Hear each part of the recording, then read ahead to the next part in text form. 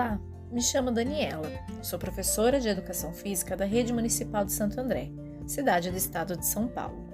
Atuo há 6 anos na educação infantil e nos primeiros anos do ensino fundamental.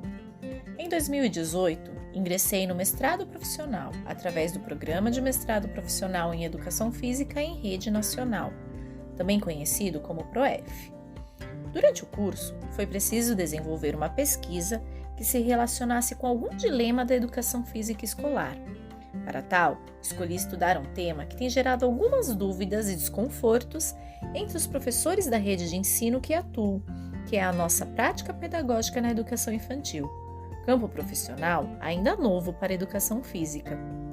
Como resultado dessa pesquisa, foi produzido um artigo para a obtenção do título de mestre em educação física. O título do artigo é O ensino da educação física na educação infantil, desafios contemporâneos.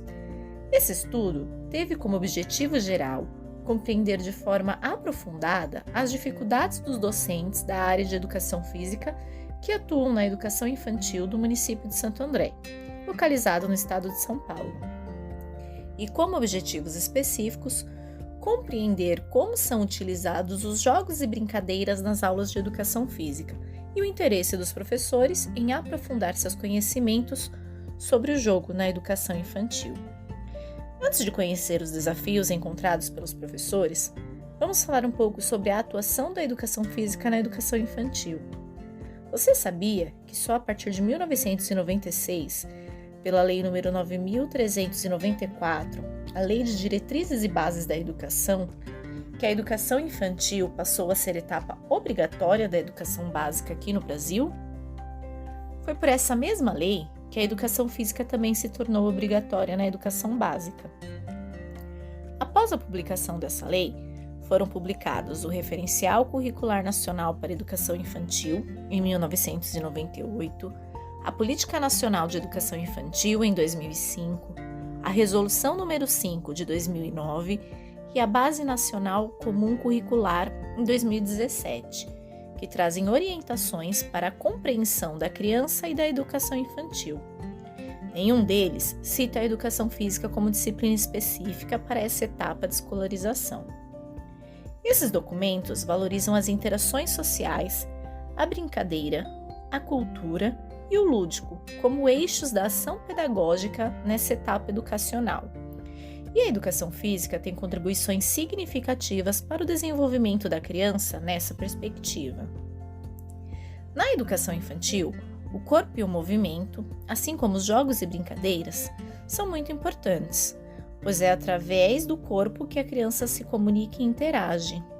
Ao explorar o mundo físico e sociocultural, a criança aprende sobre si e se desenvolve integralmente.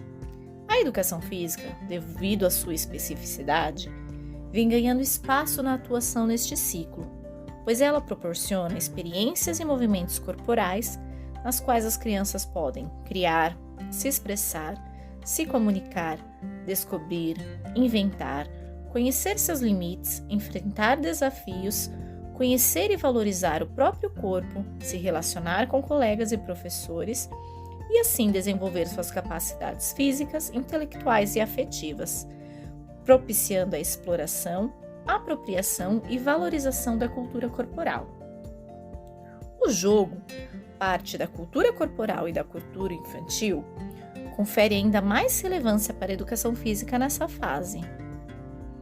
Com a recente inserção da educação física na educação infantil, a literatura relata alguns desafios para a área. Dentre eles, superar a limitação de tempo e espaço fixo para a educação física, que pode ocasionar uma fragmentação do conhecimento em um modelo cartesiano, em que o corpo é separado da mente, sendo designado o corpo para a educação física e a mente para os outros momentos escolares. Valorizar o conhecimento sobre a educação infantil nos cursos de formação de professores de educação física, trazendo não apenas abordagens de desenvolvimento motor, mas também concepções culturais, emocionais, psicológicas e sociais que permeiam a infância. E também ressaltar que o movimento, nessa faixa etária, é de responsabilidade de todos os profissionais que atuam nesse ciclo, e não apenas na educação física, respeitando assim o desenvolvimento global da criança. Para realizar essa pesquisa, foi usada uma abordagem qualitativa, que busca responder questões pautadas nas ciências humanas. São permeadas por valores e relações de diversas culturas, não podendo assim ser quantificadas. Foi realizada uma pesquisa exploratória, que, de acordo com Lakatos e Marconi, o objetivo é a formulação de questões ou de um problema. Os dados foram coletados usando a técnica de grupo focal, em que foi realizado um encontro com 5 professores de educação física que atuam na educação infantil em escolas municipais de educação infantil e de ensino fundamental do município de Santo André. O grupo focal possibilita que várias pessoas sejam ouvidas ao mesmo tempo, em uma conversa mediada pela pesquisadora, na qual as informações podem ser coletadas com mais profundidade, devido à interação entre os participantes. Para mediar a entrevista, 5 perguntas foram norteadoras da discussão. Você teve formação específica para a educação física na educação infantil durante a graduação? E após a graduação? Se sim, como foi a formação? Você se depara com dificuldades em sua prática junto à educação infantil? Se sim, quais são essas dificuldades? São relacionadas a questões estruturais, didáticas, metodológicas, etc. Quais estratégias você usa para superar essas dificuldades? Você utiliza os jogos e brincadeiras em seu planejamento? Como eles são inseridos no plano de aula e no desenvolvimento dos mesmos? Você tem interesse em estudar os jogos tradicionais infantis na educação infantil? Para analisar as respostas, foi utilizada a metodologia de análise de conteúdo, que possibilita a análise e descrição das informações presentes no discurso. Metodologia apresentada, vamos aos dados coletados. Em relação à formação específica, todos os professores relataram ter tido uma disciplina específica de educação física na educação infantil durante a graduação. Porém, ela foi predominantemente baseada na psicomotricidade. De acordo com eles, essa visão única não contempla as reais necessidades dos alunos, sendo insuficiente para a abordagem da educação física na educação infantil. Isabel Sayão explica que a formação de professores para a educação infantil foi historicamente pautada pelo que a criança não sabe, não consegue. A psicomotricidade veio ensinar as crianças, o que explica a formação inicial restrita relatada pelos professores. Uma visão estritamente motora desconsidera a criança como ser completo, com saberes próprios e necessidades que ultrapassam a esfera do desenvolvimento motor, esquecendo assim de abordar as concepções afetivas, psicológicas e sociais que permeiam a infância. Para superar essa defasagem na formação, os professores têm recorrido a pesquisas sobre educação infantil para se qualificar profissionalmente, mas ressaltam que é através da prática pedagógica que estão aprendendo e se constituindo de fato professores. Os professores concordaram que a maior dificuldade de atuar nesse ciclo está relacionada a compreender o mundo da criança e ter sua atenção em aula, respeitando-a como protagonista nesse processo. Dentre as dificuldades citadas, o número grande de crianças por turma, chegando a 30 crianças para um professor, dificultando assim a escuta de todos da turma e prejudicando a disponibilidade do professor em atender a todos e organizar registros individuais. O trabalho com a educação infantil pressupõe tanto o educar quanto o cuidar, devido às necessidades da criança pequena. Além do número grande de crianças por turma, crianças com necessidades de mais atenção, com algum transtorno ou deficiência, estão inseridas nesse contexto sem que o professor tenha apoio de outros profissionais durante a aula, sobrecarregando o docente, que muitas vezes acaba se prendendo apenas ao cuidar, não tendo tempo para o educar. Os espaços escolares não são planejados para a educação infantil. Por estarem no mesmo ambiente que o ensino fundamental, os espaços e atividades escolares estão mais voltadas à alfabetização, disciplinarização e controle do corpo da criança, desfavorecendo o movimento corporal criativo, expansivo e de manifestação do prazer lúdico. Essa valorização da alfabetização aparece inclusive na educação infantil, que muitas vezes tem sido vista como preparação para o ensino fundamental, e não como etapa específica desse momento da infância. Os professores relataram crianças que se dispersam e perdem o interesse pela atividade com muita rapidez, deixando-os perdidos com o que fazer para atraí-las para as atividades da aula. Para Stravinsky, Surdi e Kunz, o desinteresse está relacionado a propostas de atividades ligadas a funções, objetivos e propósitos da vida adulta. A criança brinca pelo brincar, no presente. O faz para satisfazer seus prazeres e necessidades vitais. Ao mostrarem desinteresse pelas aulas, apenas estão mostrando que aquilo não traz sentido nem prazer para elas naquele momento. Para atrair as crianças, os docentes têm usado como estratégia permitir, em alguns momentos, que a criança explore materiais, mas eles ficam receosos de que isso seja visto como abandono pedagógico. O caos gerado pelo momento espontâneo muitas vezes são confundidos com bagunça e falta de aprendizagem, mas na realidade, o jogo espontâneo se constitui como uma importante estratégia de diagnóstico dos saberes da criança, bem como do desenvolvimento de suas personalidades, dando valiosas informações aos professores, que encontram nessa estratégia uma forma de dar voz à criança, valorizando suas escolhas e trazendo significado para as aulas e para a vida das crianças, propagando assim o folclore e a cultura infantil. Isso não significa que as crianças estão sozinhas.